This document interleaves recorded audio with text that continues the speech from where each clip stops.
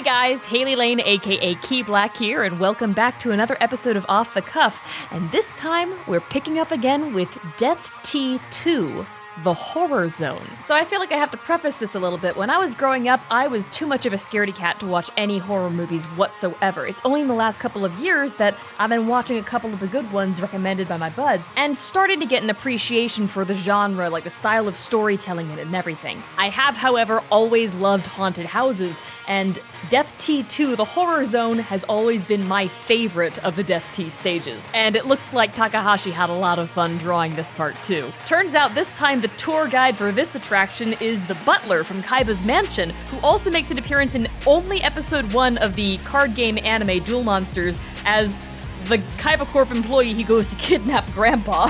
So that's how I knew him when I first read this thing, but turns out in the manga, he is an expert torturer and executioner whose specialty is making his victims scream, which happens to be the gimmick of the first part of Death T2, The Horror Zone, which is the electric chair ride of death. Poor Jinochi is still terrified of all things paranormal. That superstitiousness from the man from Egypt is back with a vengeance. And basically, if anybody in the gang makes a sound, the electric chairs go off and they all frickin' die. Our heroes survive, however, because Joji, Honda's nephew, the baby goes back and takes a crap on the executioner torture guy's lap, which makes him scream, but in disgust. But he's bound under the same rules, so he's dead.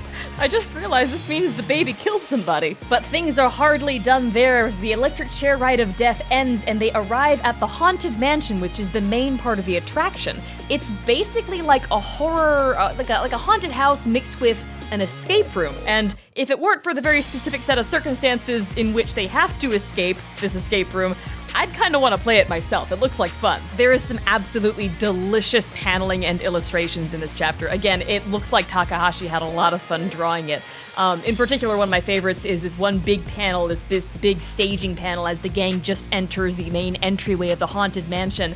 And there's the light streaming in from the doorway. The guys are all standing there. They're all kind of cast in shadow.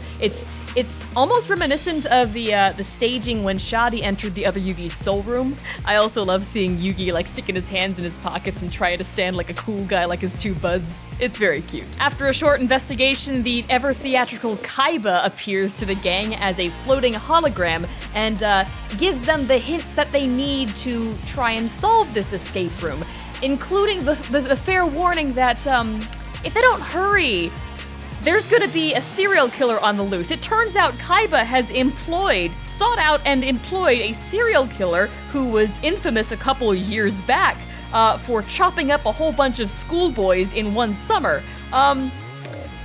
Kaiba's taste in employees is starting to follow a pretty common pattern here. So if the gang doesn't hurry up and find a way out of there, the Chop Man is gonna come for him. Yugi finds an interesting slip of paper with a misspelled word blood written on it, and they discover that there's this wall that has a bunch of holes in it. They're like, okay, well there's nothing else in here that we can do, so we might as well try this wall. Well, as soon as they stick their hands in, of course, all their hands are locked in place with handcuffs, and it turns out the wall's actually a guillotine.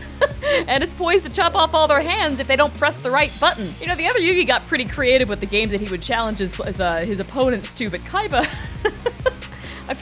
I feel like he's not just out for revenge, he's specifically trying to outdo the other Yugi with this. So yeah, we are back to this being a proper horror manga, and just in the nick of time, right before the guillotine falls down and chops off all of our main characters' hands, Yugi solves the riddle. It turns out it's gotta be Anzu's switch that's gotta be pushed down. I love the illustration here as the guillotine comes to a sudden stop. Every single one of their reactions is like totally believable. You've got Jinochi with his fingers splayed out, he's got his eyes clenched shut, his teeth clenched tight. Honda can't take his eyes off the thing that's about to, chop his hand off. Yugi's, of course, got his hand pulled back as far against the handcuff as it can possibly go in its little fist, and Anzu's clenching her eyes shut. And the following panels, the subtlety of the expressions here, the way that Takahashi expresses the character's relief. I love this chapter. I also love that this is one of the early chances where Yugi gets to showcase his own puzzle solving and his own gaming ability again. Like, it's not just the other Yugi who's a game master. Yugi solved the Millennium Puzzle on his own, right? So it's like, yes, showcase more of little Yugi doing this stuff. And also, it's just satisfying seeing how much he's matured since Chapter 1. Chapter 1 Yugi, I can't see doing this, but this Yugi is like, man, Little dude's grown so much. So Yugi saves the day, Anzu presses her button, all their hands are released from the guillotine, and the exit is revealed. It's a little trap door in the floor. The gang's just about to make their way out of there until a giant, grotesque hand reaches out of said exit trap door and grabs Joji and pulls him through it. And so, as the Chop Man has just kidnapped the baby, we're gonna cut off the episode here, guys. Thanks so much for listening and for watching. We're gonna pick up with the rest of Death T2, the Horror Zone, in the next one, and I'll see you then.